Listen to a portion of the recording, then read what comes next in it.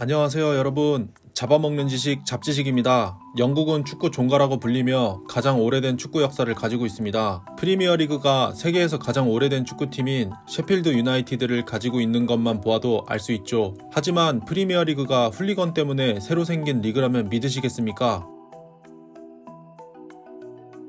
사실 프리미어리그 이전에 잉글리시 풋볼 리그라는 오래된 전통의 영국 리그가 있었습니다. 지금은 잉글리시 프리미어리그 2부부터 4부까지 남아있는 리그죠. 이 잉글리시 풋볼 리그가 바로 프리미어리그의 전 대회였습니다. 1888년 당시 아스톤 빌라의 구단 회장이었던 윌리엄 맥그리거가 12개의 팀이 참가하는 대회로 만들었고, 점점 몸집이 커져서 1950년에 이르러서는 92개의 클럽이 참가하게 되었습니다. 1970년에서 80년대까지 는 유럽 챔피언스 리그의 전 이름인 유러피언 컵에서 영국 프로축구 팀들이 맹활약을 했고, 그만큼 유럽 내에서 경쟁력 있는 리그였습니다. 그런데 왜 프리미어 리그를 출범하게 되었을까요?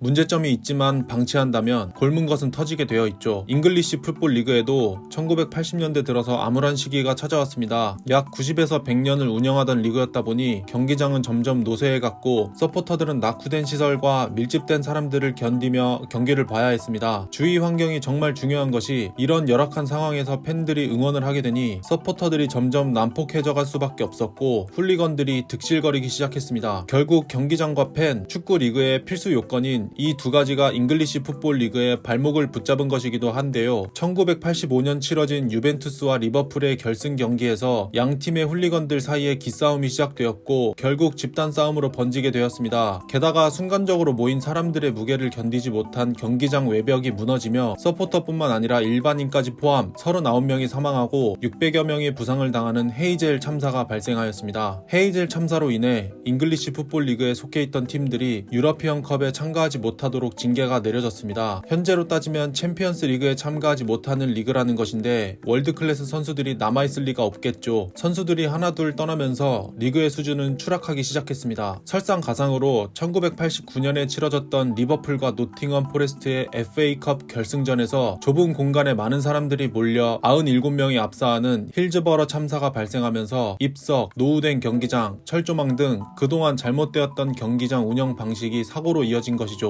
결국 잉글리시 풋볼 리그는 헤이젤 참사, 힐즈버러 참사, 이 두 가지 주요 사고로 인해 쇠퇴해가는 하향세를 피하지 못하게 되었습니다. 하지만 이런 위기 속에서도 100년 가까이 지속해온 리그에 대한 애착과 축구에 대한 집념은 리그를 다시 일으키게 되는데요.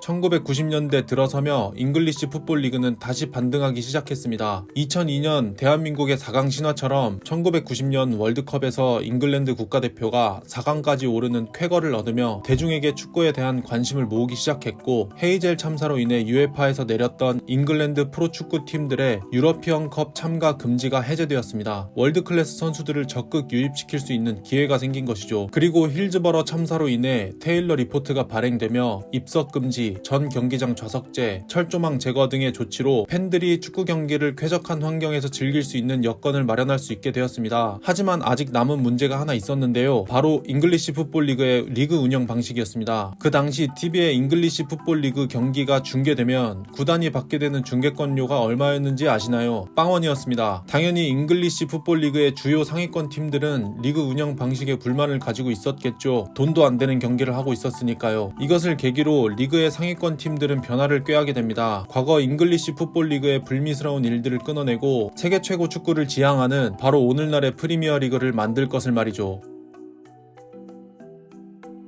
드디어 1992년 잉글리시 프리미어리그 EPL이 출범하였습니다. 과거 잉글리시 풋볼리그 1부에서 활약했던 22개 팀들을 중심으로 구성되었습니다. 기존의 리그 운영 방식은 똑같았으나 각각의 구단을 운영하는데 가장 중요한 요소인 수익 구조가 달랐습니다. 바로 각 클럽별로 고유의 라이센스를 부여하고 중계권, 후원사 등 모든 수익 면에서 잉글랜드 축구협회 리그 운영 재단에서 독립적이었던 것이죠. 즉 클럽별로 수익을 창출할 수 있는 모델이 생겼고, 이 수익을 통해 구단별로 재투자할 수 있었습니다. 이뿐만 아니라 중계권료를 거의 균등하게 배분하여 선수를 영입해 구단을 성장시킬 수 있는 환경을 조성했고, 오늘날의 치열하고 박진감 넘치는 프리미어리그가 탄생하게 된 것이죠.